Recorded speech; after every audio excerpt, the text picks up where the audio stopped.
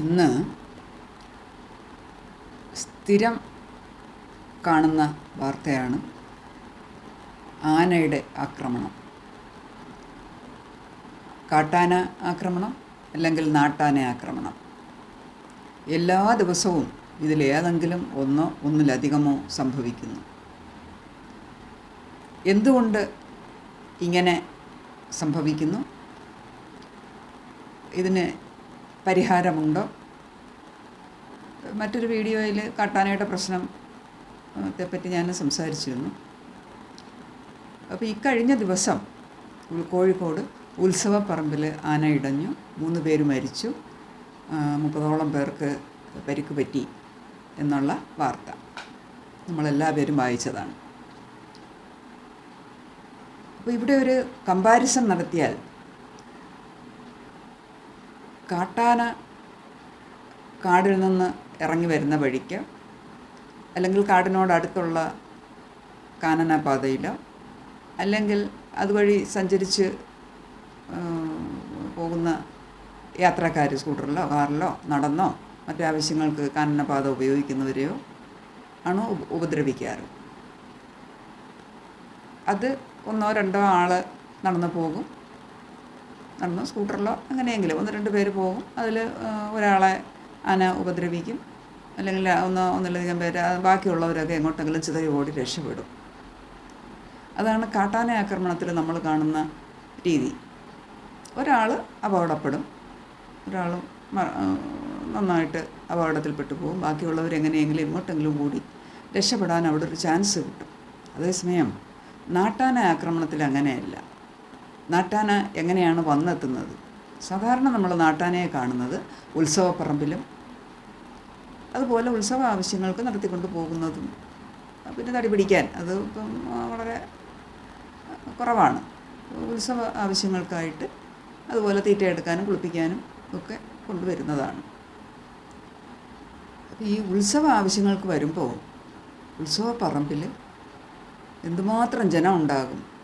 ധാരാളം ജനം ഉത്സവപ്പറമ്പിൽ ഉത്സവ ആഘോഷത്തിനായിട്ട് കാണാനും പങ്കെടുക്കാനും ആസ്വദിക്കാനുമായിട്ട് എത്തും. അതിൽ എല്ലാ പ്രായക്കാരുമുണ്ട്, അവശതയുള്ളവരും, കുട്ടികളും സ്ത്രീകളും പുരുഷന്മാരും എല്ലാവരും ഉണ്ട്. അപ്പോൾ ഉത്സവപ്പറമ്പെന്ന് പറഞ്ഞാൽ പഴയതുപോലെയല്ല ഇപ്പോൾ.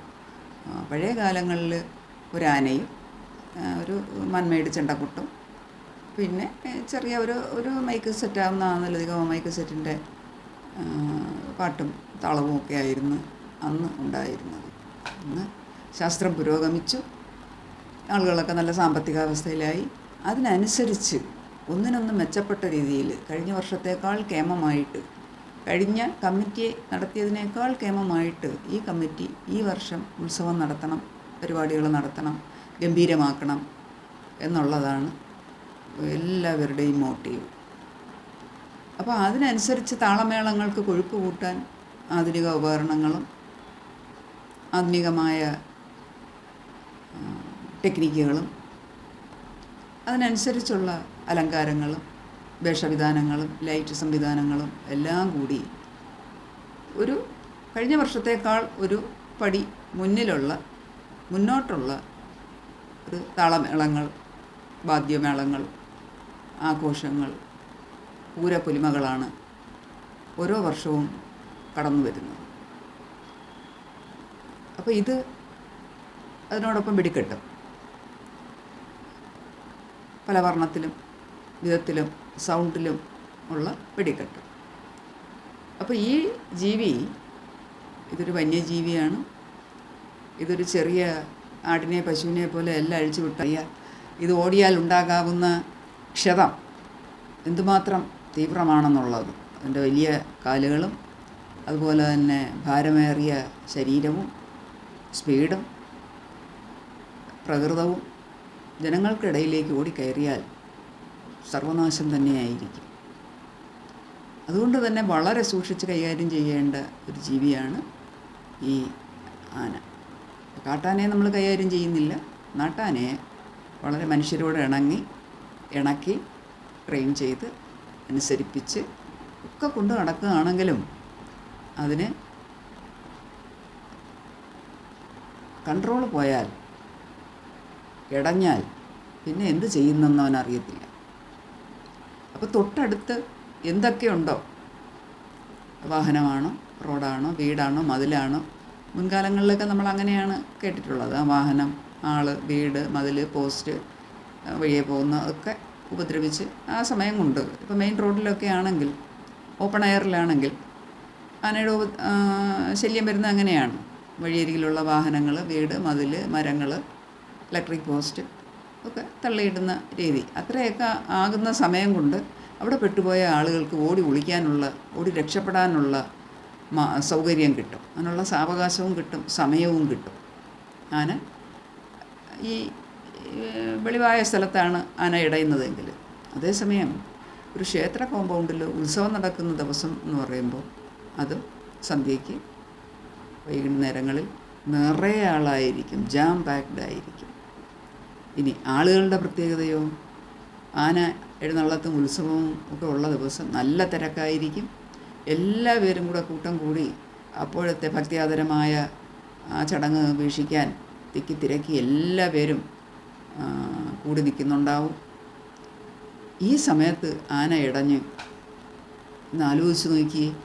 ഇപ്പോൾ കഴിഞ്ഞ ദിവസം ആന ഇടഞ്ഞിട്ട് ആന മറ്റേ ആനയുമായിട്ട് കൊമ്പ് കോർക്കുകയും അവിടെ ഉണ്ടായിരുന്ന കെട്ടിടത്തിലേക്ക് തിരിയുകയും കെട്ടിടം പൊളിച്ചിടുകയും ഒക്കെ ചെയ്ത നേരം കൊണ്ട് മറുവശത്തുകൂടി ആളുകൾ കുറേയേറെ ഓടി രക്ഷപ്പെട്ടു. അതുകൊണ്ട് തന്നെ ആളുകളെ ഒന്നും തൂക്കിയെടുത്തതോ എറിഞ്ഞതോ കുത്തിയതോ ഒന്നുമില്ല. കെട്ടിടം വീണുള്ള ദാരുണമായ സംഭവങ്ങളാണ് നമ്മൾ വായിച്ച് കേട്ടത്. മറിച്ചായിരുന്നെങ്കിലോ, ആന ഈ ആൾക്കൂട്ടത്തിനിടയിലേക്ക് ഓടിക്കയറിയെങ്കിലും എന്ത് വ്യാപ്തിയുള്ള അപകടമായിരുന്നനെ അവിടെ നടന്നത്. അപ്പോൾ നമ്മൾ പൊതുജനം, ഇവിടെ രണ്ട് തരം റോളാണ്. പൊതുജനം എങ്ങനെ പെരുമാറണം, ഇതിൽ ഗവൺമെൻറ്റിൻ്റെ റോൾ എങ്ങനെ. ഗവൺമെൻറ് ഒരു ഉത്തരവ് കൊണ്ടുവരുന്നു, നാളെ മുതൽ ആന, അല്ലെങ്കിൽ ഇന്ന് മുതൽ ആനയെ ഉത്സവ ആഘോഷങ്ങളിൽ നിന്ന് വിലക്കിയിരിക്കുന്നു എന്ന് വന്നാൽ അത് നമ്മുടെ ജനം ഉൾക്കൊള്ളൂല്ല. അതിൻ്റേതായ വലിയ വിപത്തും കോട്ടവും പ്രശ്നങ്ങളും ചർച്ചകളും താങ്ങാൻ പറ്റാവുന്നതിലധികം പ്രശ്നങ്ങൾ ഇവിടെ ഉണ്ടാകും. കാരണം നമ്മുടെ പാരമ്പര്യവും സംസ്കാരവും നമ്മുടെ ആചാരാനുഷ്ഠാനങ്ങളെല്ലാം ഈ ആന എഴുന്നള്ളത്തുമായിട്ട് ബന്ധമുണ്ട്. അപ്പോൾ ഒരു സുപ്രഭാതത്തിൽ എന്തൊക്കെ പ്രശ്നം ആനയെ കൊണ്ടുണ്ടെന്ന് പറഞ്ഞാലും ആന വേണ്ട, പാടില്ല എന്ന് ഗവൺമെൻറ് ഉത്തരവ് കൊടുത്താൽ അത് ഇഷ്യൂ ആകും, ഉറപ്പ് തന്നെയാണ്. മറിച്ച് നമ്മുടെ പൊതുജനവും അതുപോലെ ഇതിൻ്റെ സംഘാടകരും ഭാരവാഹികളും കമ്മിറ്റികളും, അതിൽ ഏറ്റവും അനുനയിപ്പിക്കാൻ പ്രയാസം നമ്മുടെ മുതിർന്ന പൗരന്മാരെ ആയിരിക്കും. കാരണം അവർ കാലാകാലങ്ങളിലായിട്ട് ഇത് അനുഷ്ഠാനങ്ങൾ അനുഷ്ഠിച്ച് ശീലിച്ച് പൊരുത്തപ്പെട്ട് വന്നവർക്ക് ഇനി അതില്ലാതെ മുമ്പോട്ട് നീങ്ങുക എന്ന് പറയുന്നത് വളരെ ഒരു വലിയ വൈഷമ്യമുള്ള കാര്യമാണ്. അതുകൊണ്ട് തന്നെ നമ്മുടെ പൊതുസമൂഹം, ബഹുമാന്യരായ പൊതുസമൂഹം ഒന്ന് ആലോചിച്ച് മുൻപോട്ട് വന്ന് നമുക്ക് താൽക്കാലികമായിട്ടെങ്കിലും ഈ ആനയുടെ ഉപയോഗമൊന്ന് കുറച്ച് വെച്ച് നമ്മുടെ സംസ്കാരവും പാരമ്പര്യവും അനുഷ്ഠാനവും ആചാരത്തിനും അതിൻ്റെ മഹിമയ്ക്കും പൊലിമയ്ക്കും അതിൻ്റെ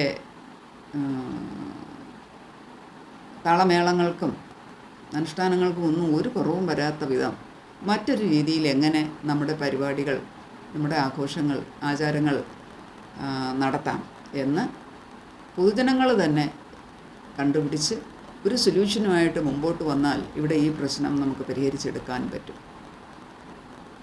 അതായത് കലാകാലങ്ങളിലായിട്ടുള്ള നമ്മളെ അനുഷ്ഠാനങ്ങൾ, ആചാരങ്ങൾ, ആന ഉപയോഗിക്കുന്ന ആ സ്ഥലത്ത് ആനയ്ക്ക് പകരം അത്രയും മജസ്റ്റിക്കായ, അത്രയും പവിത്രമായ, അത്രയും ഗാംഭീര്യമുള്ള, തലയെടുപ്പുള്ള പകരം എന്ത് പ്രതിഷ്ഠിക്കാം, പകരം എന്തിനെ കൊണ്ട് നമുക്ക് ആ വിടവ് നികത്താം എന്ന് ജനങ്ങൾ തന്നെ ആലോചിച്ച് ഇത്തവണ നമുക്ക് ഇങ്ങനെ ഒരു മോഡ് പരിശോധിക്കാം എന്നുള്ള ഒരു നിർദ്ദേശവുമായി മുമ്പോട്ട് വന്നാൽ സംഗതി വളരെ എളുപ്പമായി. അല്ലാത്ത പക്ഷം ഈ മുൻകാലങ്ങളിലൊന്നും ഇല്ലാത്ത വിധം ഇപ്പോൾ എല്ലാ ദിവസവും ഒന്നും രണ്ടും ആന ഇടഞ്ഞ വാർത്ത. കാട്ടാന ഒരു വശത്ത് ആളുകളെ കൊല്ലുമ്പോൾ മറുവശത്ത് നാട്ടാന ഒന്നിലധികം ആളുകളെ കൊല്ലുകയും മുറിവേൽപ്പിക്കുകയും പരിക്കേൽക്കുകയും ചെയ്യുന്ന അവസ്ഥ. ഈ അനുഷ്ഠാനങ്ങൾ, ആചാരങ്ങൾ ഇതെല്ലാം നമ്മളുടെ നിലനിൽപ്പിനും ബെനിഫിറ്റിനും നന്മയ്ക്കും ഗുണത്തിനും വേണ്ടിയാണല്ലോ. അവിടെ നമ്മൾ ഓരോരുത്തരായിട്ട് ഇടറി വീണാൽ, നമുക്ക് തന്നെ അത് വിനയായി വന്നാൽ അപ്പം നമ്മൾ പുനർചിന്തിക്കണ്ടേ? അതുകൊണ്ട് ബഹുമാന്യരായ നല്ലവരായ നമ്മുടെ നാട്ടുകാർ ഈ വിഷയത്തിൽ ഒരു ഉപദേശവും നിർദ്ദേശവും ആയി മുൻപോട്ട് വരുമെന്ന് പ്രതീക്ഷിക്കുന്നു. ഇത് എൻ്റെ അഭിപ്രായമാണ്. നല്ല ഒരു നാളേക്കായി നിങ്ങളുടെ അഭിപ്രായങ്ങളും നിർദ്ദേശങ്ങളും താഴെ കമൻ്റായി രേഖപ്പെടുത്തുമെന്ന് പ്രതീക്ഷിച്ചുകൊണ്ട് നിർത്തുന്നു.